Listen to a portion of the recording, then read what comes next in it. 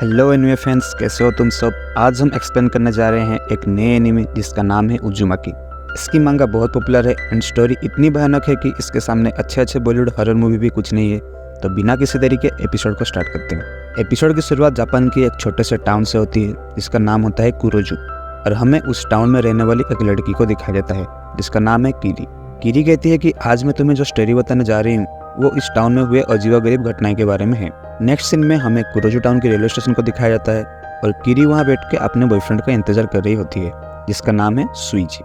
असल में ये दोनों कुरोजू टाउन में रहते हैं। कीरी इसी टाउन की हाई स्कूल में पढ़ती है, लेकिन सुइची बाहर के शहर में पढ़ने जाता है और रोज ट्रेन से आना जाना करता है। दोनों साथ में चल रहे होते हैं कि सुइची कीरी से पूछता है, हे कीरी, क्या तुमने कभी हम दोनों साथ मिलके इस टाउन को छोड़ने के बारे में सोचा है? तो कीरी कहती है, तुम कहना क्या चाहते हो? हम अपने टाउन को छोड़कर क्यों भागे? सुइची बोलता है, क्या तुमने अभी तक इस टाउन में क्या चल रहा है नोटिस नहीं किया? और ये कह के कीरी को पास में से जा रही एक नाली की पानी को दिखाता है जहाँ पे कुछ स्पाइरल शेप जैसे बने होते हैं। और वो कहता है, सिर्फ ये नहीं, रिसेंटली टाउन में हवा भी काफी तेज चल रहा है और ये सब चीजें जब से टाउन में स्टार्ट हुआ है उसके डैड काफी अजीबोगरीब बिहेव कर रहे हैं।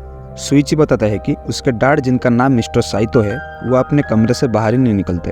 वो घंटों तक स्पाइरल शेप जैसे बनी चीजों को घूरते रहते हैं और घूरने के दौरान उनकी आंखें अलग अलग दिशा में मूव करने लगता है। सुइची बताता है कि एक दिन तो ऐसा हुआ कि उसके डैड उनकी सूप पे स्पाइरल शेप की फिश केक नहीं होने की वजह से वो उसके मम के ऊपर जोर से चिल्लाने लगे और फिर उस सूप को स्टेयर करने लगे ताकि वो स्पाइरल शेप जैसे दिखने लगे। वो बताता है कि उसके डैड बिना स्पाइरल के अब शांति से रह नहीं सकते। वो नहाते टाइम भी पहले बाथटब पे स्पाइरल शेप लाते थे फिर नहाते थे। ये सुन के कीरी थोड़ा हंसने लगती है तो सुइची कहता है, मैं तुम्हें हंसने के लिए ब्लेम नहीं कर सकता जब तक तुम अपने आंखों से देख ना लो कि ये सब कितना भयानक होता है। तभी टाउन में एक सायरन बजता है जो हर शाम 5 बजे बजता है, लेकिन सुइची को ये सायरन बिल्कुल पसंद नहीं है। सुइची कहता है, वो मनुष्य समुद्र, ये डरावनी लाइट हाउस, ये खौफनाक पर्वत और धुंधला दिखता हुआ इस शहर का दृश्य मुझे चैन से इस टाउन में रहने नहीं देते।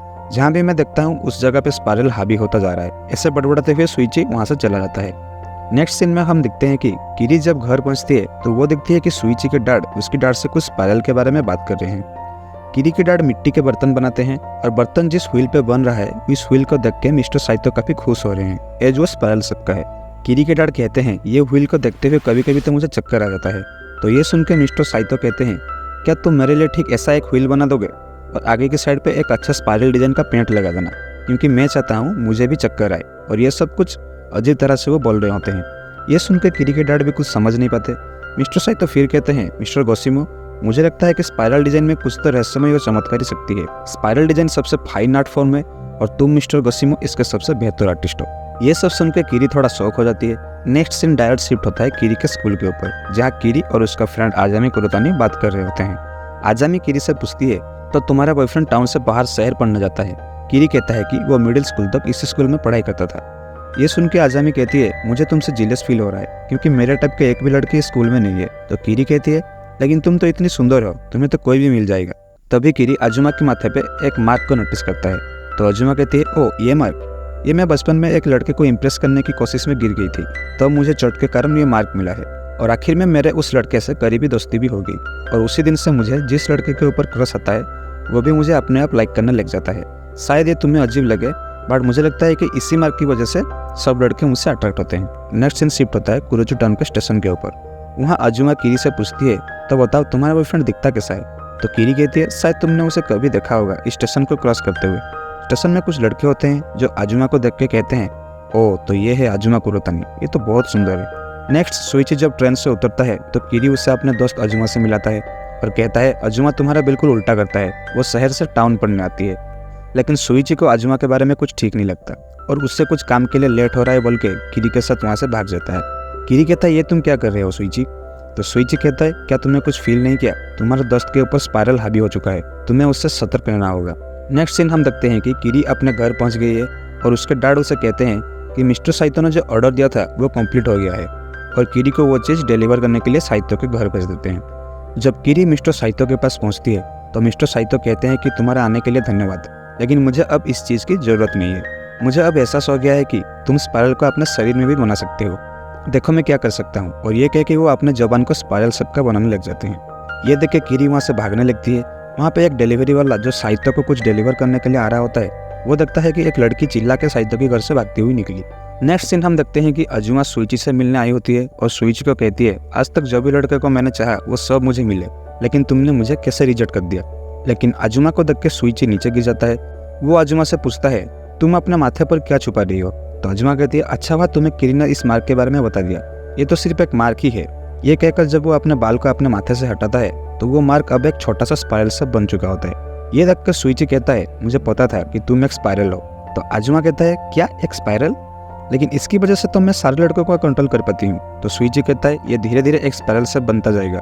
ये सब इस टाउन में हो रहे स्पाइरल एक्टिविटी से जुड़ा है। कुछ बहुत बुरा हो जाए इससे पहले तुम कुरोजो टाउन से चले जाओ। तो अजुमा कहती है, तुम मुझसे ऐसे कैसे बात कर सकते हो? मैं तुम्हारे बारे में सोचना बंद नहीं कर पाती तो टाउन को कैसे छोड़ कर चला जाऊँ। सुइची कहता है, ये मैं तुम्हारे खुद के भले के लिए कह रहा हूँ, इससे पहले कि काफ़ी देर हो जाए तुम इस टाउन से निकल जाओ। ये बोलकर सुइची वहाँ से भाग जाता है।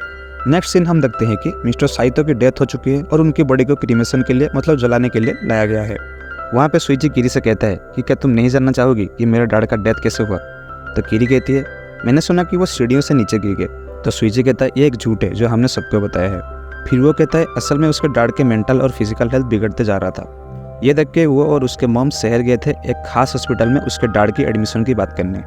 लेकिन जब वो देर रात को घर लौटे तो घर पे कहीं भी उसके डैड नहीं थे। लेकिन जब उन्होंने उनकी स्टडी रूम को खोला तो एक अजीब गोल शेप की टॉप को देखा। सुइची के मम उन्होंने ये कब मंगाया कह के जब उस टॉप को खोला तो कुछ ऐसा नजारा दिखा।